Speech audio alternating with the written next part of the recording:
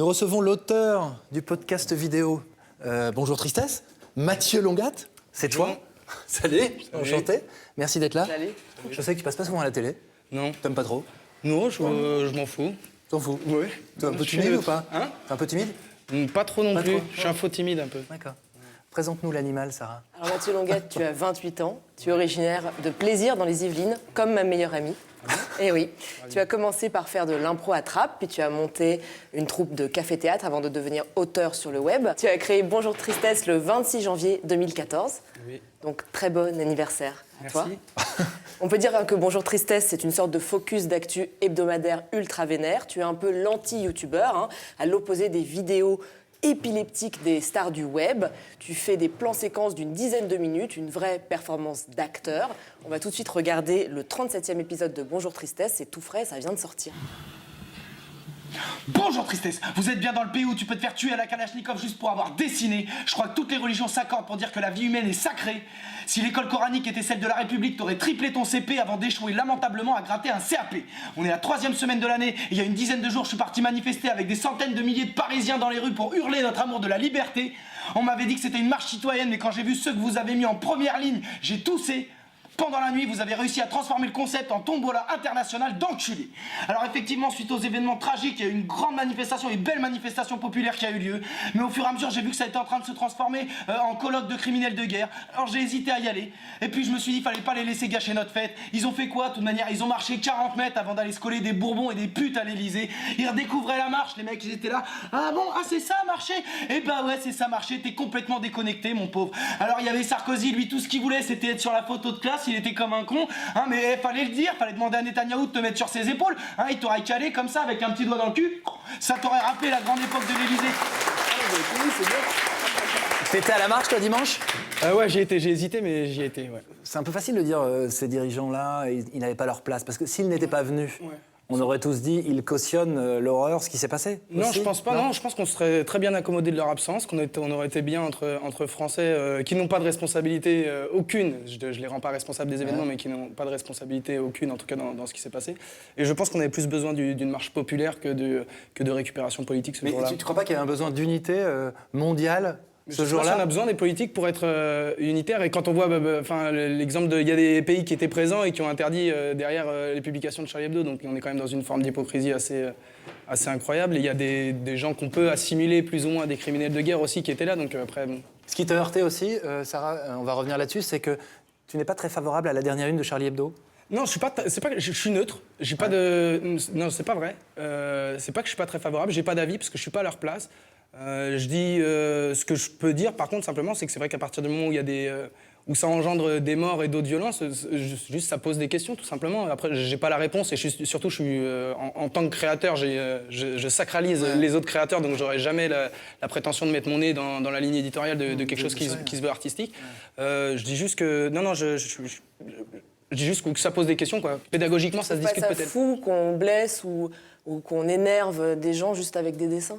En fait, c'est pas une question de trouver ça fou ou pas, c'est qu'on pourra pas. On dépossède de beaucoup de choses les musulmans en France, je trouve. On pourra pas les déposséder de leur sensibilité. En fait, tu vas pas dire à quelqu'un non, t'es pas blessé. Il dit qu'il est blessé. Moi, j'ai des amis, ils justifieront jamais aucune violence vis-à-vis de quelqu'un qui a fait quelque chose de blessant à leur égard, mais je peux pas leur enlever le fait qu'il soit blessé. Tu dis que la réponse sécuritaire, surtout, doit pas être la seule réponse. Hein, et on regarde un dernier extrait là-dessus, justement. Il ne s'agit pas de leur trouver des excuses, mais ce que je veux dire, c'est quand on voit la misère de la vie des Kouachi, d'accord? Quand on voit les arguments qu'ils utilisent, à savoir la géopolitique, ce qu'on fait en termes de géopolitique, les conditions d'incarcération. Un Koulibaly, 5 ans avant, il dit « Ah bah la prison, c'est sûr que c'est la meilleure école de la criminalité ». Ça pose quand même des questions, et vous savez pourquoi ça doit poser des questions? Parce que c'est ces arguments-là qu'utilisent les gens, qui les indoctrinent en fait. Donc pour mieux les combattre, il faut un peu appréhender les armes qu'ils utilisent. Du moins, c'est mon point de vue. Mais Mathieu, tu as vraiment senti dans des troquets davantage de réactions islamophobes? Ah non, le Troquet, c'est une chaîne d'infos française connue et qui devrait disparaître. Mais oui, non, mais c'était l'horreur. Par contre, ouais, j'avais l'impression d'être accoudé au café PMU de mon quartier avec. Enfin, bref, ouais, non, c'était l'horreur. Enfin, il y a eu un lâcher prise de l'islamophobie que j'ai trouvé assez frappant, qui m'a pas mal heurté ces derniers jours à la télé. Ouais. Alors, l'une de tes têtes de Turc, c'est Manuel Valls, notre Premier ministre, et François Hollande.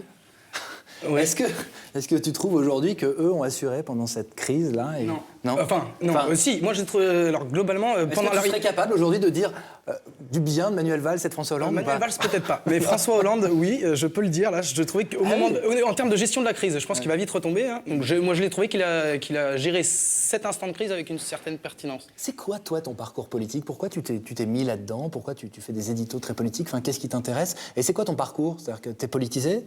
Ouais, je suis politisé, je joue pas de cartes. Hein, je me demande toujours est-ce que je vais voter. Et puis, T'es de gauche ou de droite? J'ai une idéologie de gauche, je pense. Mais après, est-ce que l'idéologie de gauche est encore représentée politiquement en France?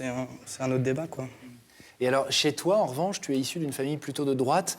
Il y avait de tout chez moi. Ouais. Il y avait de tout. Et tu racontes qu'il y a eu des dîners houleux au moment de la querelle Balladur-Chirac en 95, c'est ça? Notamment, non, mais en gros, dans ma famille, on est des gens, enfin, pas moi, justement, mon frère et moi, on essaie de grandir et de faire avancer la famille, mais c'était des gens qui pouvaient discuter de sujets politiques qui ne les concernaient pas et ne puissent parler pendant 3 ans parce qu'ils n'étaient pas d'accord. Voilà, ça, c'était mon cadre. Mais donc, c'est dans ta famille que tu es tombé dans le bain de la politique, c'est-à-dire que vous débattiez. Du il y débat, avait des- oui. Et alors justement, ton personnage de Bonjour Tristesse, hein, c'est un peu l'oncle qui a trop bu à la fin du dîner, c'est ça? Ouais, c'est un Il peu ça. existe ou pas? Non, il n'existe pas. Ne me remets pas dans les soucis avec ma famille. Non, il n'existe pas. Et, Parce qu'il y a toujours une bouteille de mais pif voilà, sur mais la en fait, table. mais ça c'est un peu, c'était aussi, enfin ça mélange plusieurs choses, mais il y avait le montée, je trouve qu'on nous ramène toujours, notamment pendant les débats sur l'identité nationale, l'image de notre identité nationale comme d'un gros beauf raciste qui est intolérant, refermé sur la France. Donc moi c'est pas l'image que je me fais de la France. Je trouve que certes, les plus belles vertus de la France c'est dans son ouverture et dans l'amour de l'autre. Donc je voulais essayer de donner aux franchouillards un aspect un petit peu plus